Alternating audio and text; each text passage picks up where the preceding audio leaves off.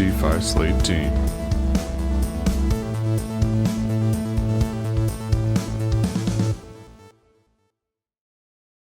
What's up, y'all? Real quick, if you like the DeFi Slate content on Twitter and YouTube and Substack, please give us a like and a subscribe on this video on YouTube. Join our channel, join the community. We'd really appreciate it. We're pumping this stuff out for y'all as much as we can, and we really enjoy the support and the community that we've built. Thank you very much and enjoy. What's going on, guys? Bloody Monday. Exit all markets. Here we go, boys. Here we go. We're coming down swinging. I'm here with good boy Robbie and Marc from Aave. We are excited to be talking today. It's been a while since we've chatted with Marc on a cast. I believe the last one was about 4 months ago. Marc had about 4,000 followers, and we pushed the bull prophecy of 10K followers for Marc equals bull market, and here we are.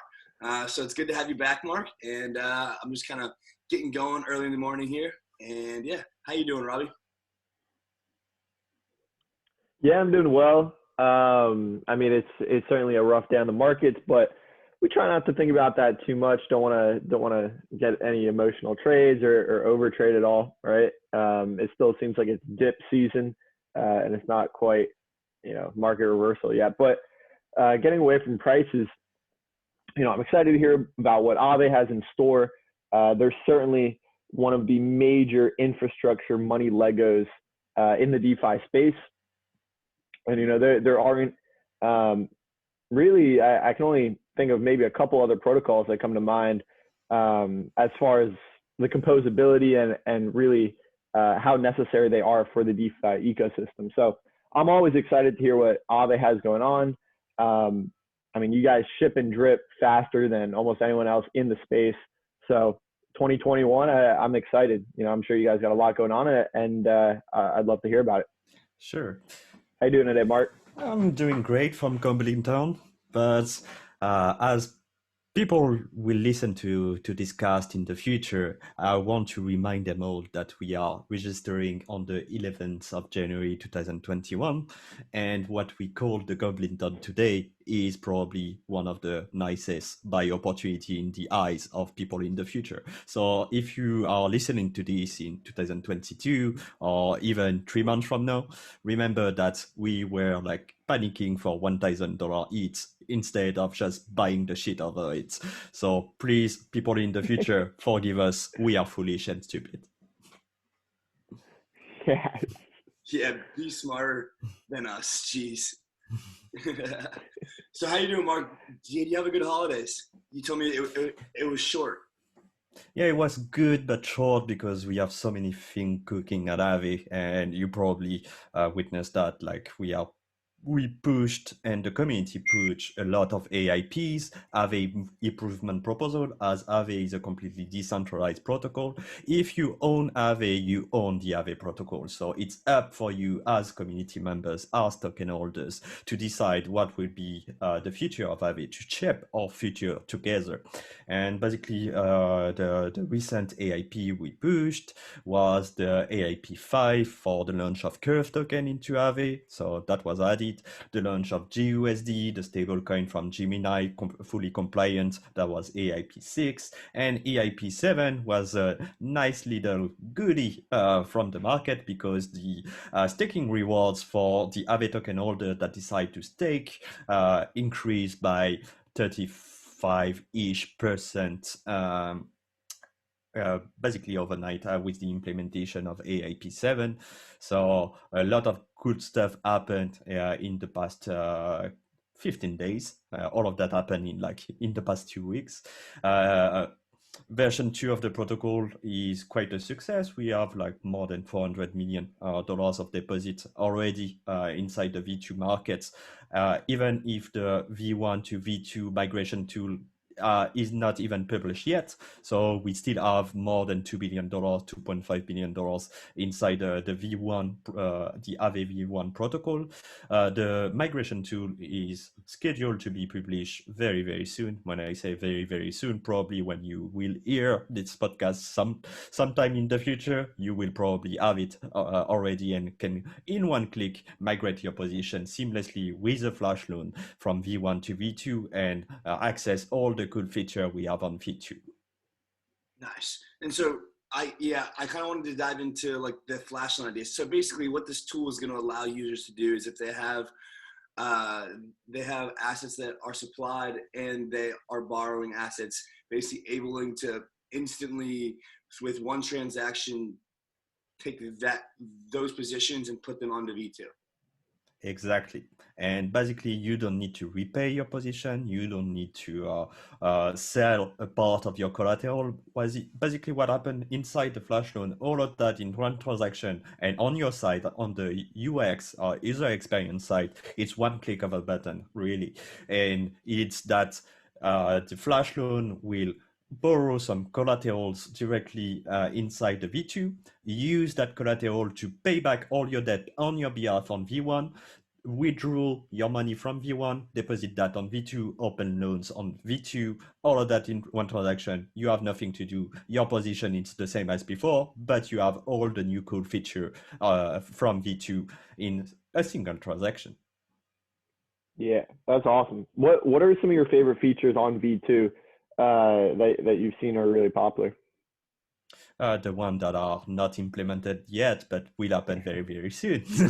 So basically, in the one that are available right now, we have the new flash loan. So basically, what is happening this migration tool is that now the flash loan authorize the fact that you can use as many currencies, as many crypto assets as you want inside the flash loan. Until the Aave V2 flash loan were only one currency per use. So for example, if you use for, I don't know, a Uniswap flash loan, what they call a flash swap or a DYDX flash loan, you limit it to eat, you limit it to DAI or whatever. With Aave V2, you can do like 21 assets in one transaction if you want. And all of that. That's why if you have a position on V1 that are open and maybe you borrowed USDC and DAI and USDT and maybe some ETH, you can migrate all of that in one transaction. We don't care. And also flash loans with V2 can also interact directly with Aave. That was not the case with V1, and we are the first DeFi protocol to allow that. So let's say you see a juicy liquidation happening in days like today of high volatility, but you don't have millions of dollars lying around in order to advance the cash to pay back the debt on behalf of the borrower and collect the liquidation bonus. Don't worry, in a few lines of code, you can do a flash loan, take the money, repay the loan on behalf, earn the liquidation bonus, and that money is yours. Obviously, if you are faster than the other ones, because there's a lot of competition. It's a winner-take-all situation. Gotcha. Yeah, so you'd be able to take out a loan for, say millions of dollars and then repay it in the same transaction with almost no collateral? With zero collateral. Yeah. With no zero collateral. Yeah. So basically what happened with V2 is that, let's say all the liquidity from V1 migrated to V2 to ease it up what happened to the people that listen to us. And with the migration tool, it will happen eventually in the few days or weeks. But basically what you have is that you are 50 to 70 lines of code away, or if you use InstaDApp that allow you to do that, if you use DeFi server that allow you to do that. So without code, you are a few clicks away to utilize $3 billion. And Right. that's a pretty powerful tool. Obviously, you will need to find a good use to it because there's a flash fee, and 0.09%, which is the amount of the flash fee, is not much, but on $3 billion, it starts to add up. So better to have a good utilization, but if you find a smart way to use that, feel free to do it. Yeah. So have y'all seen a lot of liquidations on days like, in the last, I guess, 2 days, I suppose. I mean, it was really strong today. I'm sure there was quite a few liquidations. I haven't checked because I know that you can see upcoming health factors, but has there been a lot of positions being closed and liquidated today? Or Actually, not that much. Actually, we had like last week, so it doesn't include the past 2 days. That was like pretty heavy. But last week we had like $1.8 million of liquidation. On a $3 billion market, that's almost nothing.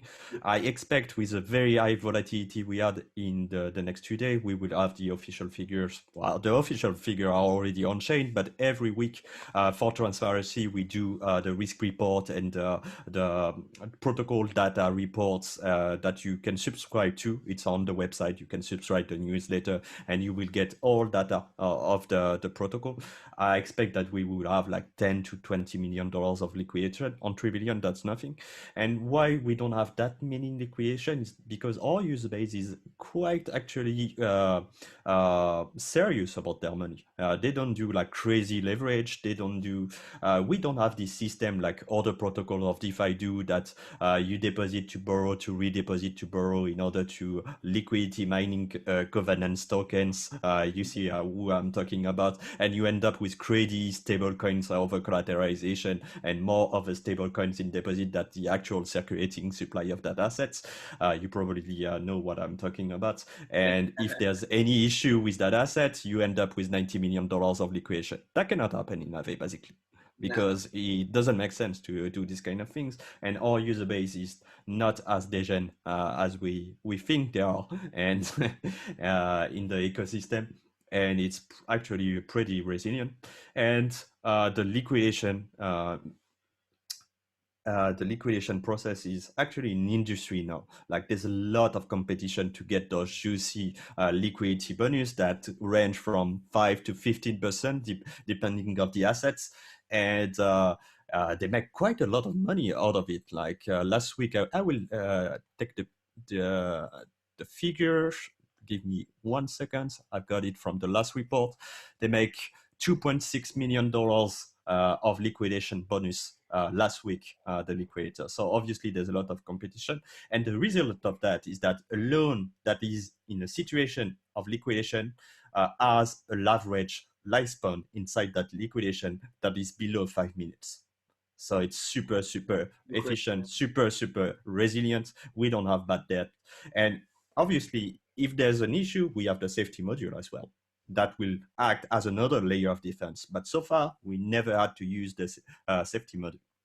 Right, right. So for the audience who doesn't understand what the safety module is, basically what you're doing when you're staking your Aave is you're basically providing, like, I kind of think of it as like insurance. Maybe that's not the right term, but effectively insurance for the protocol. So if something were to happen in terms of, like, you know, as you're saying, a false liquidation or, you know, some sort of asset and collateral that kind of loses its value somehow. Basically this fund of pool of stakers is basically taking on this risk of earning yield in order to basically be okay with having their assets being used as this kind of net, you know, if anything were to happen. Is that kind of on the right track? Yeah, completely. And basically, the word insurance is something that is heavily regulated, and it doesn't make sense for a completely decentralized protocol to have an insurance license or whatever in what jurisdiction, because we all on Ethereum. It's all beyond the borders and beyond the jurisdictions. But what I like to call it is decentralized protection funds. So basically, as a Aave holder, you have this option, and obviously it's opt-in. If you are not up for the risk, it's all right. Just hold your Aave inside your wallet, do whatever you want with it. But you have this option open to deposit your precious Aave inside a specific contract that we call the safety module, and we call that process staking. And basically what happens is that you will collect the protocol emission, so rewards directly for this action. So when everything goes normally, you will make money every second on average. But that revenue comes with a responsibility, the responsibility that you are taking, that if the liquidation system doesn't work, if every layers of defense doesn't work, you are one of the defense layer, and it will be your responsibility as a staker to basically take the punch of paying the bad debt on behalf of the borrowers to protect the liquidity provider, the user that deposit their hard-earned money inside the Aave protocol. And what that process is called the slashing. And it's official since AIP7, and it was in the Avenomics paper that you can lose up to 30% of the amount of Aave that you deposit inside the contract. Obviously, we never had to use the safety module so far. We never had a situation inside Aave, even during the Black Thursday, that would have required the utilization of the safety module. But you have to understand that there's no money without risk. So please do your own research. If everything goes well, you will make money in the safety module, but obviously there's always risk. Getting back to the liquidation process, for some of the listeners that aren't familiar with actually taking that step and liquidating some of these positions that are beyond their health factor, what is the process like? From someone that might just be holding Aave, maybe they're staking it in Aave and earning some yield. How do they get more involved and actually make some liquidations and earn some extra money? I have to say that it was much more easier at the beginning of the year 2020 because the protocol was young. DeFi was not as big as it is right now. Like DeFi went from a very nice and cool experiment, like a huge exciting experiment that was like $600 million, $1 billion at the peak in 2019 to early 2020, to a fully fledged industry. Right now, DeFi is more than $20 billion. And basically what happened is that when we launched the Aave app in 2020, we had a liquidation tab where you can see all the loans that were close to liquidation in order to prepare yourself to pay back on behalf of the borrowers and get the liquidation bonus. And basically we had to turn down that section of the app because there's so many competition. Like a human being cannot compete with a bot on that aspect, and there's a huge of industrialized actors that have scripts that use flash loan that have millions of dollars ready with displayed in several servers that have maybe some of them we don't have proof of that, but we suspect that some of them are deals with miners in order to be the first to be able to liquidate. That unfortunately it's almost impossible for a retail, like for a layman guys with a few $1,000 and customer grade computer to act in the liquidation system design. Yeah, I remember that tab was there on the side. It was always cool to see like what accounts were getting low on the health factor. But yeah, I kind of had always figured like, yeah, it was a task for bots or people with a lot of money, kind of thing. I mean, it seems really interesting. I remember we were talking to Yaron from B Protocol. They've got a liquidation engine kind of system for the MakerDAO vaults. Overall, it seems like a concept that is going to be evolved over the next year is basically creating a consistently more efficient engine of liquidation for the DeFi industry. Because obviously it's super important. It is a daunting thing to think about, but it's obviously important for any sort of debt, collateralized debt system to have. And especially in days of volatility like such. But one thing that I do want to hit on the days of volatility is kind of what you are optimistic about this upcoming few weeks and months. So whatever you're open to sharing with the optimistic audience, we're definitely keen to learn about kind of what Aave has in store for quarter 1, quarter 2, 2021, whether it's layer 2 scaling, updates, announcements, anything that you be okay to share. We'd love to hear. Just to finish on the previous topic, I think like initiative like RookDAO, and Keeper DAO, sorry, and the token Rook, and also B Protocol are very interesting. I actually had a call, and we can share that that we are in research stage and synergy with B Protocol and Aave in order to have new layers of protection inside Aave, maybe a dedicated market, something like that. Obviously, nothing is set in stone yet. We are in the research phase, but that's something that is extremely interesting. On the new topic, obviously, right now, as we are speaking right now, the gas price is 293 GY, which means that if you want to send a regular token, like an easy transaction, a regular token, you will pay like $10 of transaction fee.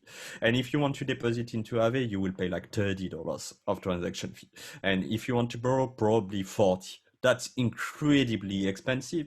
And the effect of that is that decentralized finance, like as it is, as we are speaking right now, is only finance for the rich. And that's basically not what we want to build. Like what we had in mind when we wanted to develop something is the exact opposite, finance for everyone. If you have like $10 or $100 or $10 million, you will have exactly the same set of rules because it will be exactly the same smart contract, and you can deposit whenever you want, you can withdraw whenever you want. There's no middleman, there's no hidden fees and commission and whatever we have in traditional finance.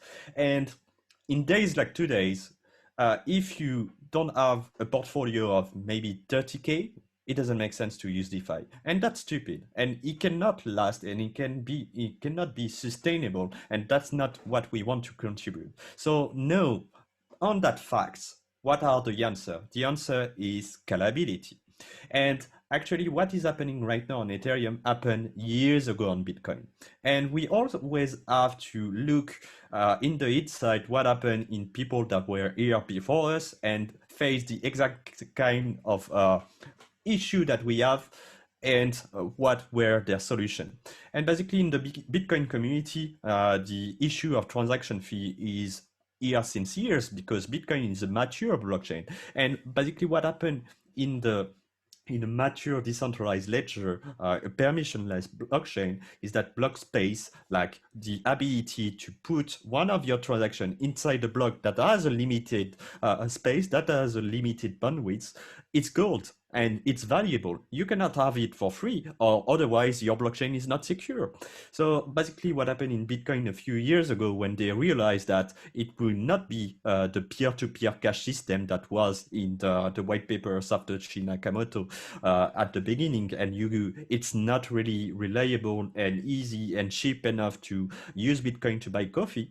They basically said the answer is not bigger block, because if you have bigger blocks and more size of the blocks, you will have a less decentralized platform. So the answer is not Bitcoin Cash or SV or whatever bullshit we have in the market. The answer is scalability on layer 2s. And that's basically right now the moment where Ethereum found as well its product market fit. DeFi is a huge success. Decentralized application is a huge success. Nobody in the world right now can say that Ethereum didn't succeed to find a user base, to find use case, and to find a lot of product market fit. And right now, if we want to go the step forward, and that's why I'm feeling very optimistic, is that you have to go on layer 2s. And that's basically what happened in this quarter. You will see more and more decentralized finance and decentralized application scale their way on layer 2s. And I think the most interesting project we have right now on the market are rollups with optimistic virtual machine. We will have probably this week or early next week a part of synthetics that will be on OVM. The official date is 15th of January. I don't know if they will be able to meet the deadline. You know, the deadlines on Ethereum are a touchy topic, but I believe they are very, very close to the finish line. So that's something they may met. Thank goodness on that one. Oh my gosh, those degens trades. Oh my gosh, you just try to do one transaction on those pools, and it's like $150 right now. It's like, yo. Exactly. And I'm ready to bet, and people that listen to us in the future will know if I'm stupid or maybe in the truth, that you will see this quarter and probably before Valentine's Day Uniswap on optimistic road as well. We will have that's something that but obviously I don't have more information than anybody. It's like just based on what is possible technically and what is the current state of the technology and the small pieces of information we have in the ecosystem. I don't have more information than anybody on this. It's just a prediction I make. We will have a project that is very close to Aave, Aave that will launch early next month or at the end of this month on Matic. That's already announced, that's already in the work, and it will happen. You have the ZK Sneaks that are super interesting. The stuff they do at the YDX, Diversify with Starkware. You have all these pieces of technology that will be ready and in production this quarter. Like basically what we are feeling right now, like the crazy gas price, the crazy transaction fee. People will discover crypto, will discover Ethereum, and they won't believe us. I will tell them that in 2020 I spent 15 ETH of gas, they will just look at me and say, what the fuck? What the fuck? Because they will just live in the world where you do hundreds of transactions for 1 cent. And they will say, what the fuck? You spent enough of a house, something you can buy a house with, in gas, in transaction fee. And this is like a precious time right now because we are at the bottom of the pool and we have to push on the ground to go back to the surface. And it's so interesting. It's a very, I'm feeling extremely optimistic for the next few weeks. Dude, it's so funny when a transaction pops up. It's like $36, and you're like, is it worth it? Fine. $36 with the current Ethereum price. Yeah, exactly. Yeah. Check back on those transactions in a couple of years. Oh no, that fees.wtf is like the worst enemy because you go back and you just look and there's nothing that can make that okay.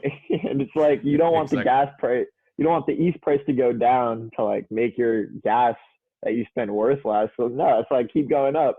You know, it doesn't matter. It's already spent now. Yeah. So. And the solution are just around the corner. Obviously, it will be a step-by-step process. Obviously, it will take months to have like fully fledged protocol, fully fledged composability. But there's also a lot of research that people don't know because a lot of people are saying, for example, on the OVM, so optimistic rollup, you pay almost nothing to do transaction. Life is fine and dandy. You can do smart contract execution on the layer 2 and everything is cheap. But if you want to come back on the settlement layer, so layer 1, the Ethereum we all use right now, you will have to wait 1 to 2 weeks, the challenge period. And those people don't understand the concept of credit delegation. They don't understand that if you have liquidity on layer 1 and if you can prove that you are withdrawing to a specific contract that will repay your loan on layer 1, why would you wait 2 weeks? Let's get the liquidity right now on layer 1. And that's basically the concept I call time travel flash loans or time travel loans. We had the flash loans and this concept that use credit delegation to do ups from layer 1 to layer 2. I call that time travel loans. So it's even faster. We go back in time or we go in the future. And that's an area of research that is super interesting to me. And that will be also available. And I don't see a future where your money is locked anywhere. Like DeFi is not here to lock your money. DeFi is here to empower your money, to make you back the owner of your money. And also, DeFi is also the seamless finance. It's a finance without borders. So there won't be borders on Ethereum. There won't be borders between layer 1 and layer 2. Every issue that you are seeing right now is just opportunity for us to improve. And a technology that is good enough, a technology that is advanced enough, it's completely invisible to the public and will only feel like the normal state of things for people in the future. They will never understand that we had to solve this incredibly complex technical challenge because it will be solved, it will be super easy to use, and they will just call that finance. Yeah. And it'll just be a button on their screen. Literally. But exactly. And right? But there's all that research and work that goes behind it. yeah, Yep. and like the easiest way to understand it, I think, for like the largest amount of people is basically you have an on ramp into layer 2. You conduct all of your transactions here, and as you said, you kind of go back in time, back on the off ramp, and you just bring all those transactions back onto layer 1, and just kind of like, if you will, jam them into the chain at the times that they happen onto the main chain, and then all of a sudden you've got cheap transactions that are all accurate and that are now on chain and verifiable, and that happens throughout each day, throughout each hour, etc. Yeah, I mean, obviously we're super excited because I mean we have been blowing. Like, it's crazy how much money you spend on gas. It's like more than you pay rent. Like, it's kind of ridiculous. In my case, that's true. Like, in my case, that's completely true. I paid more in gas this year than I paid in rent in 2020. That's crazy. That's a crazy state of affair. So, Marc, what is your favorite thing about being behind the scenes, understanding the code of DeFi, the Ethereum language of Solidity, of Aave? Like what is one of your favorite things of being able to work on this? Like specifically on what you're doing. What is incredible for me is the synergies. Like, we are probably one of the only ecosystem in general, not even in only in tech, where you can talk to other protocols that, like, in other industry they will be competitors. Like, you cannot have the CTO of I don't know, Facebook, just go casually to the Twitter offices and say, hey guys, we just invented that. Do you want to build cool thing with us about this? Like, DeFi is happen all the time. Like, I spend all my time to talk with all the project and say, hey, we created this. Oh, you created that. Oh, let's build something together because you have this, we have that. Let's build something together that is even more incredible.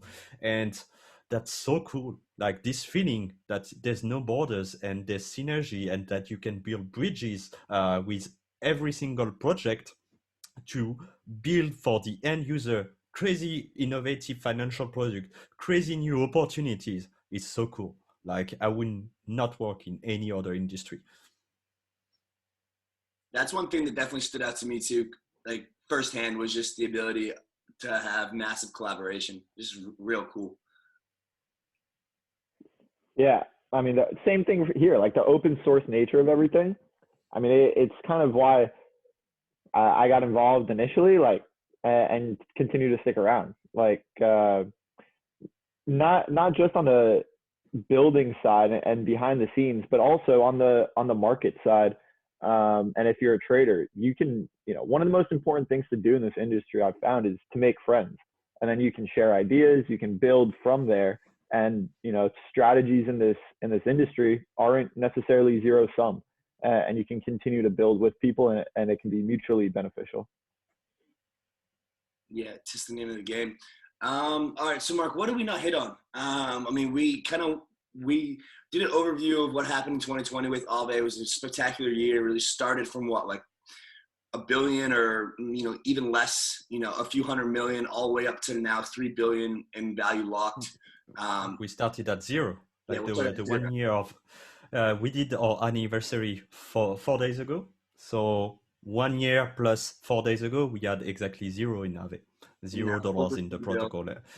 Yeah, we went from 0 to 3 billion in a year. Insane. Added a whole bunch of assets to the platform, a bunch of upgrades. We had a V2 upgrade, the governance launch, which basically took the protocol from, this could be kind of not, no, it's fully decentralized. The shareholders essentially, or the token holders own the actions, if you will. And pushing that. Obviously, I mean, the price of the token went absurd, which we won't even get on that. Just an overall great year. By the way, you have any news of Chris Black?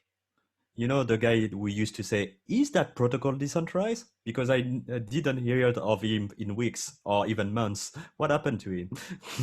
He's back now. No, it's a joke because he has nothing to say on Aave, as we are completely decentralized now.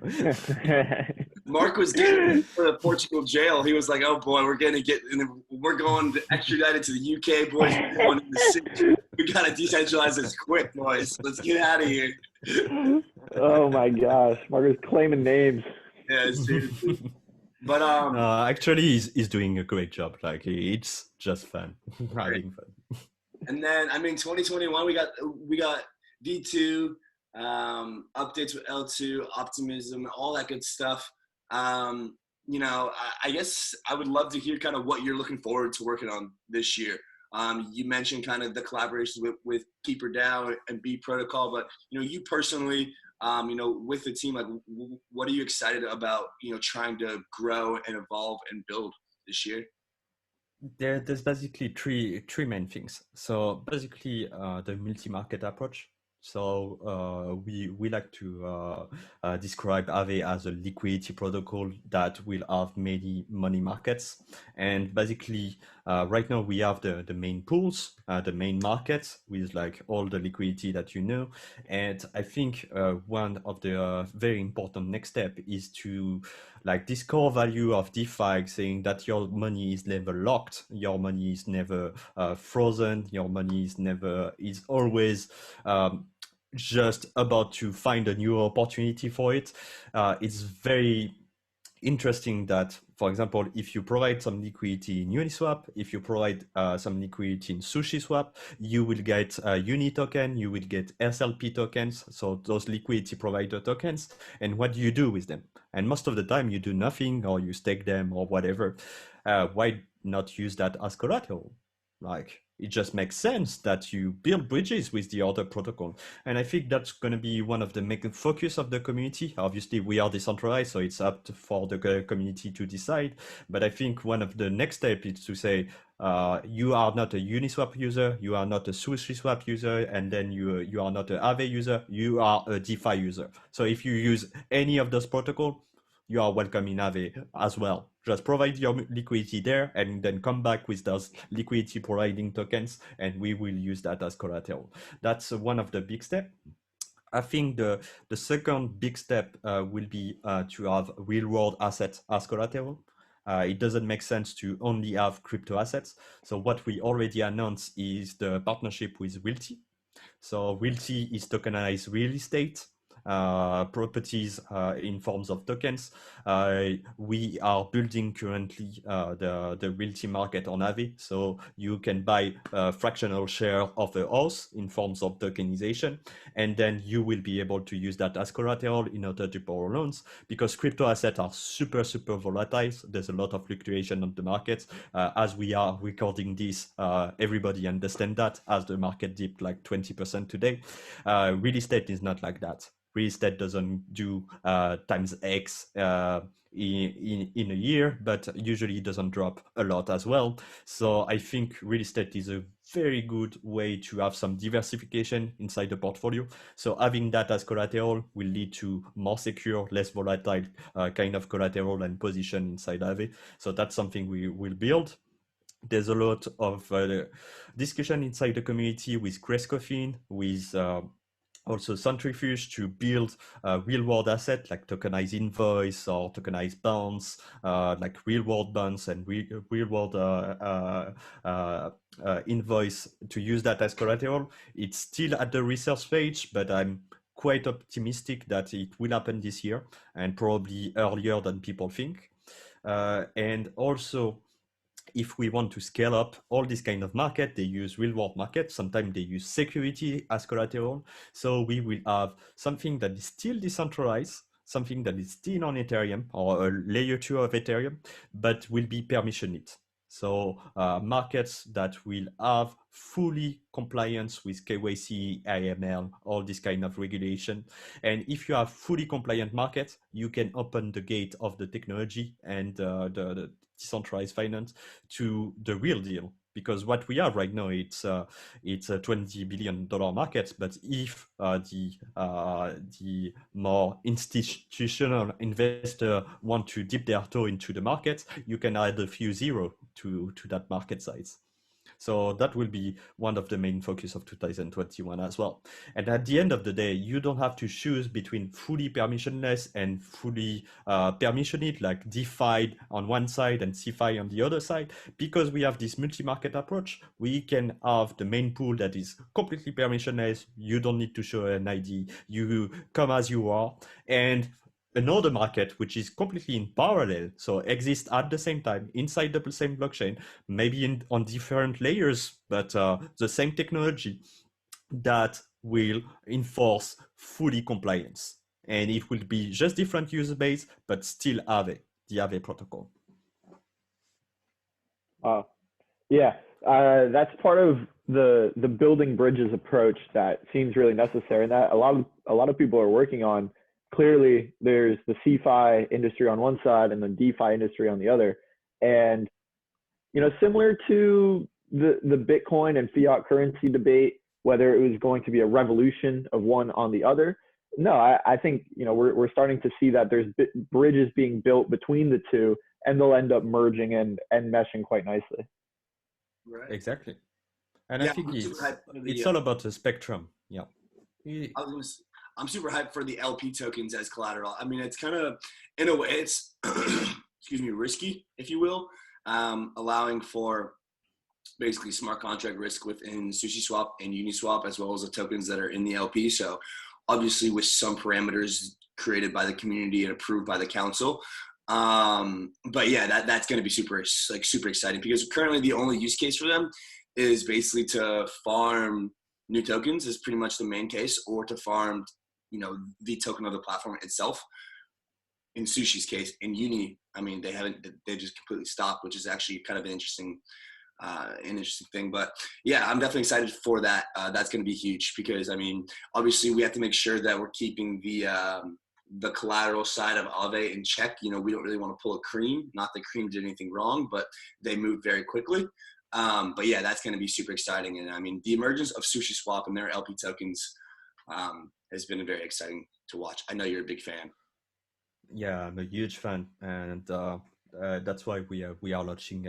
Well, I am launching, because it's not a direct Aave project. It's more a collaboration between four very big protocol and the Power Pool protocol, the ASI index. So all the stake version of the DeFi blue chip with Aave, Synthetics, Sushi, and YEarn. So my four favorite project, and to have like this new synergy inside the new tokens that is interesting as well. Yeah, on Power Index, right? Yeah, on Power Pool.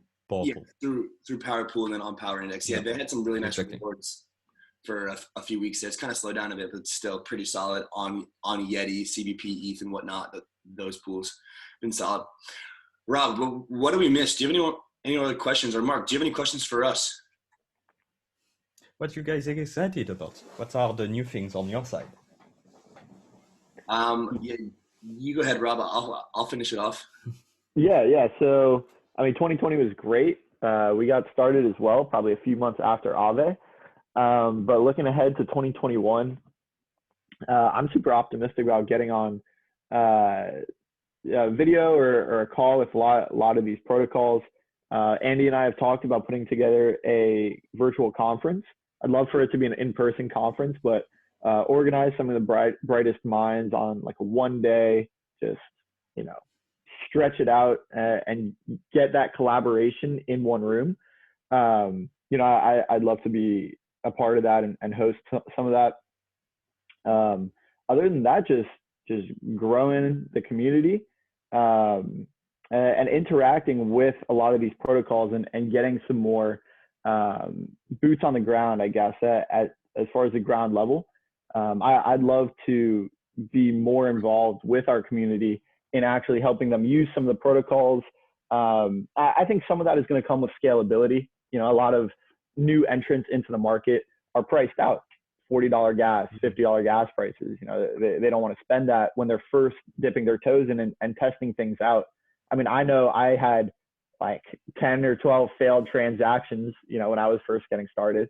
And when transactions are $50 a pop, people don't want to test out with that. So I think some of that will come with scalability, but really seeing our community dive in and new entrants take part in the DeFi ecosystem is what I'm excited about. Yeah. I'm excited to dump on noobs all 2021, baby, and literally just dump all over you guys who are listening. So good luck. You're going to be buying all my sell orders. Have fun with that, boys. That's about it. Perfect. What do you mean? It's guys up that only. listen to this in the future, remember, this guy tried to sell at $1,000 a hit. Now you can laugh. Now you can laugh. Please record that and show it to everybody all around you, people in the future. No, but yeah, the idea of the virtual summit will be super exciting. Maybe creating a paywall for the Substack, that might be coming soon, kind of taking the community from like a Substack to just more involved, kind of a bigger vibe.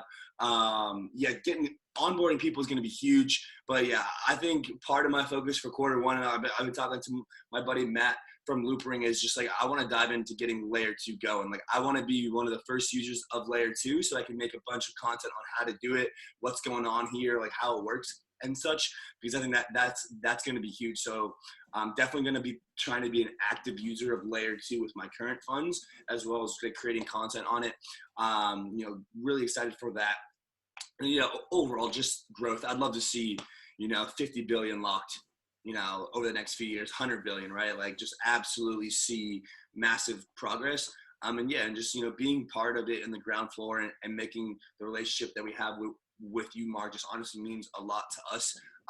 Honestly, it kind of makes me feel cool that like we're friends and you're the guy who kind of has helped build Aave. That's pretty cool. I take some pride in that. It's been a good start, and 2021 should be real solid. I appreciate you coming on. I'm glad that we could all make time.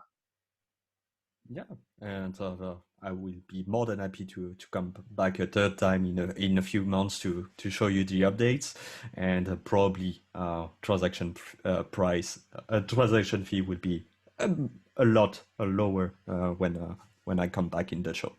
Yeah, looking forward to it. That's what takes DeFi from kind of like 10, 20 billion to like 100, 200 billion. Like, this could actually really work as a global system. I'm actually sure of that, and people listening to us in the future will already know. So you already know that it happened. Let's get it, boys. Well, that was awesome. I'm glad that we made time. That was beautiful. I hope you guys got a lot out of this, and thanks for joining us. Thank you, guys. Thank you, Marc. Always appreciate you coming on.